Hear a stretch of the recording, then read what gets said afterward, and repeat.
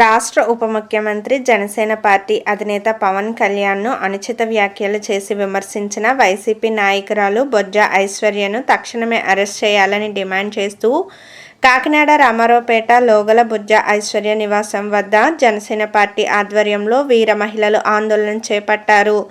ఈ సందర్భంగా రాష్ట్ర సివిల్ సప్లైస్ కార్పొరేషన్ డైరెక్టర్ కడలి ఈశ్వరరావు, కార్పొరేషన్ డైరెక్టర్ చల్లా లక్ష్మీలు మాట్లాడుతూ రాష్ట్రంలో అభివృద్ధి చేయకపోతే పవన్ కళ్యాణ్ని ప్రశ్నించవచ్చని, రాష్ట్రంలో ఎలాంటి సంఘటన జరిగినా పవన్ కళ్యాణ్ విమర్శించడం వైసీపీ ఏటీఎం నాయకులకు అలవాటుగా మారిందని మండిపడ్డారు.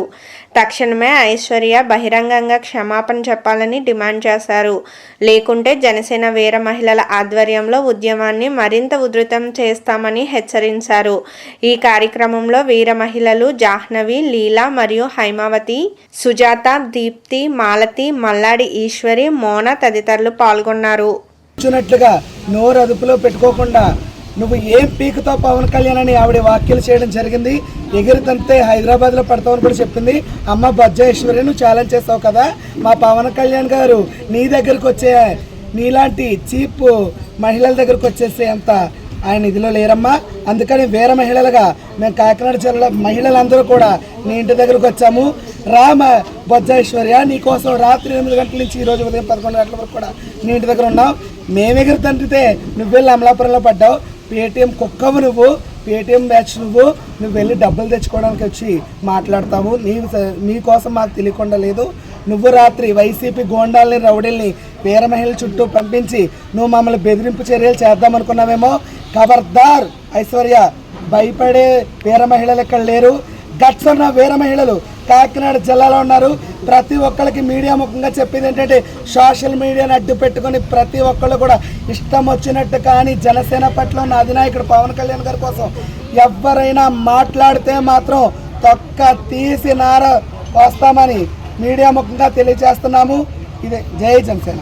ఎందుకంటే మాకు నిన్నటి నుంచి కూడా మీ సపోర్ట్ అలానే ఇస్తూ ఉన్నారు. నిన్న ఏదైతే ఉదయం ఆవిడ వచ్చి మాట్లాడిన దగ్గర నుంచి కూడా మీరు ప్రతి ఒక్కరూ మాకు సపోర్ట్గా ఉన్నందుకు మీకు ముందుగా ధన్యవాదాలు తెలియజేసుకుంటున్నాను. ఆవిడ నిన్న పిఠాపురంలో వచ్చి చాలా హీనంగా అయితే మాట్లాడడం మామూలుగా కాదు. ఒక పార్టీ అధ్యక్షుల వారిని, అలాగే డిప్యూటీ సీఎం గారు, అలాగే పిఠాపురం నియోజకవర్గ శాసనసభ్యులుగా ఉన్నటువంటి శ్రీ కొణిదెల పవన్ కళ్యాణ్ గారిని ఈ నోటికో ఎంత వస్తే అంత మాట్లాడింది. గొంతు ఉంటే నొక్కేస్తారా, మాట్లాడినవరా అని అడుగుతూ ఉంది. నేను మాట్లాడమని మేము, ఎందుకంటే ప్రజాస్వామ్యంలో ప్రతి ఒక్కరికి కూడా మాట్లాడే హక్కు ఉంది.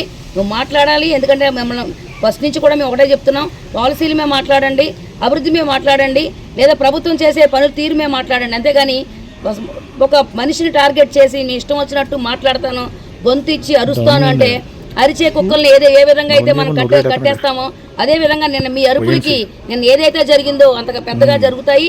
ఎందుకంటే నోరుంది కదా, నేను ఇష్టం వచ్చినట్టు మాట్లాడొద్దు. మీడియా మిత్రులందరికీ నమస్కారం అండి.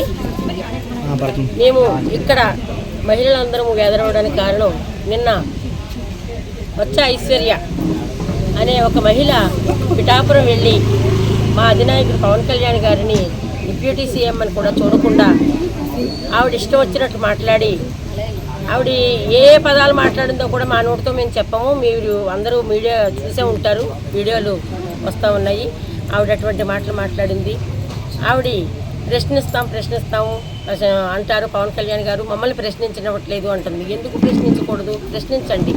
మేము అదే చెప్తున్నాం, అందరం కూడా ప్రశ్నించండి. ప్రశ్నించవచ్చు. దేని మీద ప్రశ్నిస్తారు? ఆయన అభివృద్ధి సరిగ్గా చేయట్లేదని ప్రశ్నించండి, పరిపాలన సరిగ్గా చేయట్లేదని ప్రశ్నించండి. లేకపోతే ఏమన్నా అక్కడ పిఠాపురంలో వాళ్ళకి ఏమి జరగట్లేదు, రోడ్లు పట్టలేదు, ఈ పట్టలేదు ప్రశ్నించడం తప్పలేదు.